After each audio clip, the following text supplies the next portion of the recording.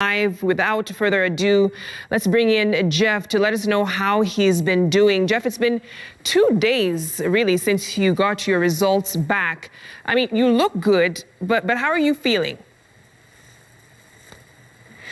You know, Vicky, it's funny. I really feel good. I am asymptomatic according to the tests, which means that I'm positive but showing no symptoms. The only thing that I'm showing is a lack of taste. I've lost a bit of lack of taste. It keeps going and coming back. But all the other symptoms, zero. And this is the thing with this virus, Vicky. It attacks the bodies differently, depending on individuals. So you may think you have it. The minute you get any one of the symptoms, that's why you should get tested. So, I feel great. I've been in self-isolation.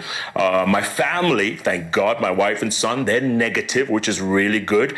So it's just, if you ask me, how did I think I got it? Look, it probably happened in the radio station because someone at Citizen was tested positive and they were asked, who were you in the presence of? And he named several people. I was among them. So your boss, my boss, Washiro Waroro, called me and said, listen, man, your name came up. You got to be tested. I said, for what? Why? I don't feel, I have no symptoms. And he says, just get tested. And that was it.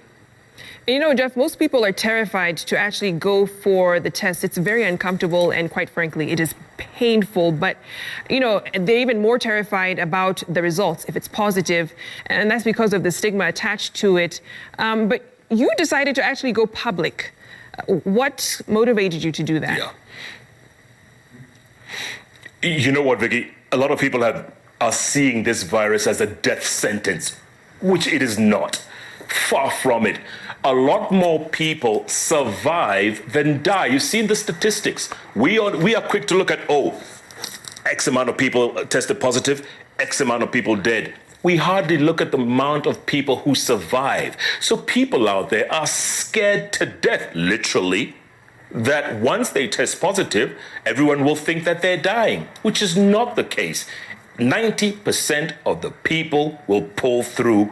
And you know what? You get over it, and you most probably, and we'll ask Dr. Mbajo, most probably you can't get it again. So that's why I went public, because I said, you know what? Let's demystify this whole thing. Let's put a face to it. And this, if it has to be me, hey, why not? Right. And what's the reaction been, since you shared? Oh my God. The first day, my WhatsApp, I had like maybe 3,000 messages on WhatsApp, another 2,000 on text message, and tweets and lots of well wishes. The incredible part is most of the people have been so incredibly warm and they're praying for me, saying come back strong, hang in there.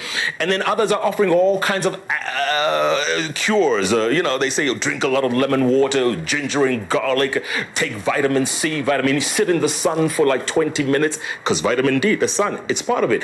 So, incredible people, everyone from Manish Shah, who sent me a whole concoction of stuff, including some very strong herbal stuff. It was great. Professor Githem Wigai called and said, listen, man, hang in there. We got you, bro. We got the Attorney General now, Kihara Kariuki, also called Francis Atwoli. So many Kenyans from all walks of life, from here to America, Australia, the UK, around the world, have been really wishing me well. And I appreciate that. I really do. It really feels comforting to know that at least, it's not a death sentence. We will pull through. No, absolutely. And you're changing that perception and face of it, really. Jeff, for people who just know you from the screen or hear you on radio, they don't realize how much you actually do. You do a lot. And I think you only have like one off day, right? Saturday. So to go from that crazy schedule to doing absolutely nothing, what does your typical day look like now?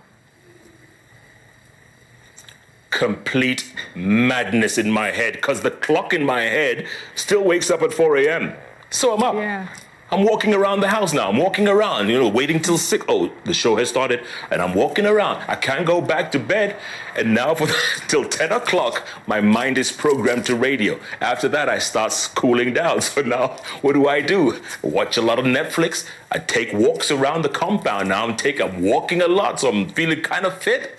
And of course, you got to hydrate. It's very important, Vicky, during this period. Hydrate a lot. In fact, the concoction that everyone's talking about, lemon water with garlic and a little ginger, it's pretty good. I can't taste anything because my taste is good. But they say this is really good for you, and I'm taking it like 4 or 5 times a day.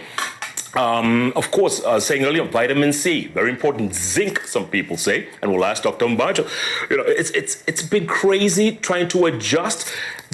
But I know I will be back on. It's just a temporary period. I will be back on, and sooner than you think, probably. Jeff, just before we bring in Dr. Lois Ombajo, a lot of people out there have been saying, I haven't seen anyone that I know who has the disease. Is it real? I mean, now that you've gotten it, you tested positive, has it changed your perspective on it at all? Absolutely, and that's a great question, Vicky. Yes, it is real. Make no doubt about it. This thing is real.